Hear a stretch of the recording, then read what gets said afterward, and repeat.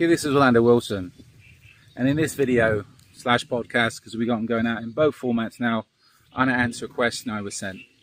Some gentleman sent me a question reference ghillie suits for surveillance. He asked me whether he needed to buy a ghillie suit. He had three or four questions on ghillie suits and surveillance. You know what my response was, and I'm a little bit of a sarcastic asshole, I just asked him what drugs he was taking. Apparently, and I'm being polite, apparently he's been following some social media surveillance expert who's telling people you need to wear ghillie suits and ghillie suits are a must, etc. Again, that is the most ridiculous bullshit I have heard. Well, I've heard quite a lot. It's some of the most ridiculous bullshit. These are people that's apparently pushing supposed professional surveillance courses, and they're telling people to wear ghillie suits. If you've been on a surveillance course and ghillie suits have even been mentioned as far as being a positive for surveillance, I'd seriously question the experience of the people running the course and also their, I can't say mental state, their maturity level, because obviously they're children. All right, let's clarify things. In a lot of places, if you're providing licensed private investigation services, etc., etc., let's use the United States as an example. If I was in the States doing surveillance, and I was doing things officially, I should go and tell the local police department that I'm providing surveillance in their area. That way, anything suspicious, if I'm compromised, etc., the cops know there's a private investigator working in that area. Whether you do that or not depends. I know one guy had issues in one city in South Florida, and this city had a reputation for doing this type of thing. Went and told the police he's doing surveillance in this area. On job, I don't know, you reckon 30, 45 minutes. 2 cop cars pull up behind him, hit him with a felony stop, get out the car, do this, do that, etc. Compromised him completely, even though he told the cops he was in the area. Why? Because they're more loyal to their tax base. The residents in that area pay their taxes and pay for the police department. So they're protecting their residents by keeping private investigators out. All right? That's a little tip. So again, back onto a serious surveillance job. What would the cops do if the cops got a call that somebody is acting suspicious, or they've seen somebody hanging around the bushes? And again, we've got to think about where you could use a ghillie suit. Hanging around a park in a ghillie suit in the United States. I think that person would be lucky if they didn't get shot, period. Especially if they had a camera, a handy cam in their hands, because that could be easy taken for being a weapon, etc., etc., especially at night. So let's say where else? Private property. United States, private property. You're on somebody's property doing a surveillance job. You know what? In a lot of places, the fact that the homeowner, property owner, or one of their staff come across you in a ghillie suit with a camera, you know what? They can shoot you 150%. I'd say that would be justifiable. If I was out walking around my property, somebody else's property, and there's somebody in the bushes in a ghillie suit, 1, why are they there?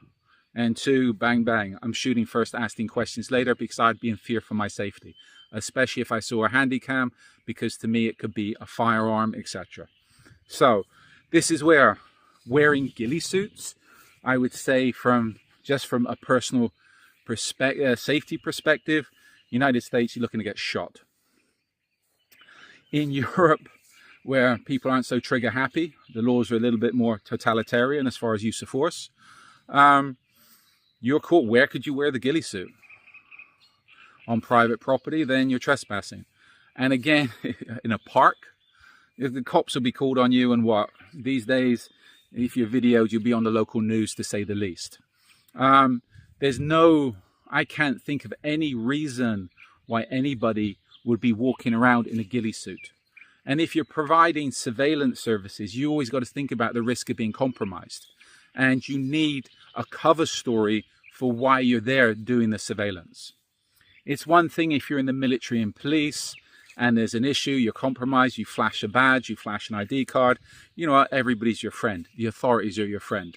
If you're compromised doing private investigation work, surveillance work. In a lot of places, the cops will be, if you say, I'm a private investigator, they want to know what you're doing, who you're looking at, etc. If you were in, and I'd say in a lot of places, if you were caught just providing surveillance, just doing surveillance on somebody's residence, etc., etc., in most places, the police will want to know what you're up to. They're going to be looking to charge you, unless they're friends of yours, looking to charge you or whatever, violations of privacy, etc., etc.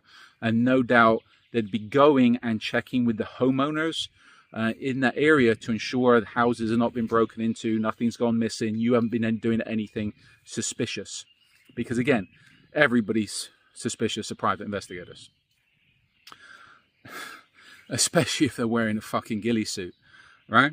So this is where, if you're having to put someone under surveillance, where military-wise in the old days you'd be in a ghillie suit, if you'd be putting anywhere under surveillance these days, the first option is going to be remote cameras, a trail camera, a Wi-Fi camera. It's a lot more concealable, it's a lot easier to hide than somebody being in a ghillie suit. Yeah, you can put it in a tree, put it in a bush, and put it in place. If it's Wi-Fi, you can monitor it from anywhere in the world. If it's a trail camera, you put it in, you come back a day or so later, pick up the pictures. That's how you do things these days. If you're going into an area where you need to do a CTR, go close to a building, if you need to physically film, if that's your only option, it's going to be short term. Then if you understand camouflage, concealment, use of cover, okay, it's very difficult to spot somebody within a couple of, okay, if you're on top of them, you might spot them, but if anybody knows how basic fieldcraft, they're going to be difficult to spot. Close to where you don't be walking around in camouflage military garb. There's a lot of sporting clothes, hiking clothes, trail running clothes that they're green, they're brown, they can blend in, but they're civilian clothes. They're not militaristic. If you're caught anywhere, especially in a lot of, how can I put it, other countries, dressed up in military garb with cameras, your ass is going straight to jail, period.